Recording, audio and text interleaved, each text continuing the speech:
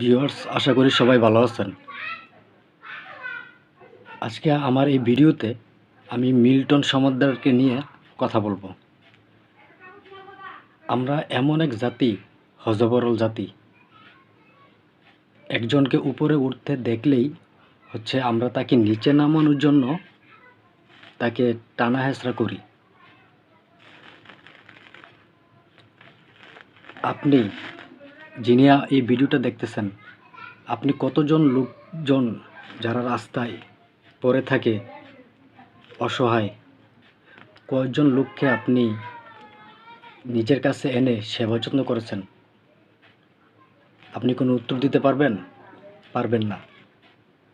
আজকে ফেসবুকে ঢুকলেই মিল্টন ভাইকে নিয়ে যত সব কথাবার্তা।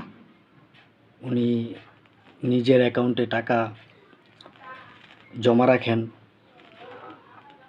উনি অসহায় মানুষদের সাথে নাকি প্রতারণা করছে, উনি নাকি শরীরের এই কিছু অংশ বিক্রি করেন। তো ভাই, উনি রাস্তায় থেকে লোকজন, দরিদ্র লোকজন বা যারা চলতে ফিরতে পারে না, তাদেরকে এনে মিল্টন ভাই ওনার সংস্থায় ওই ধরনের রাস্তায় যারা পড়ে থাকে ওই লোকদেরকে এনে সেবা যত্ন করেন। এটাই কি তার অপরাধ? আপনি কয়জনকে আনছেন? কয়জনকে আপনি সেবা করছেন? আপনার কাছে কোনো উত্তর নাই। ভাই, উনি সাংবাদিক এবং পুলিশদের সাথেও উনি কথা বলছে যে যদি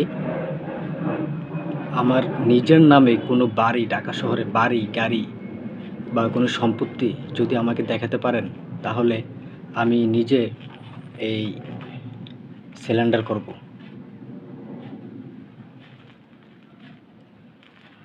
ওনার সমস্যা ওনার ফেসবুকে 16 মিলিয়ন ফলোয়ার্স। এটাই ওনার অপরাধ।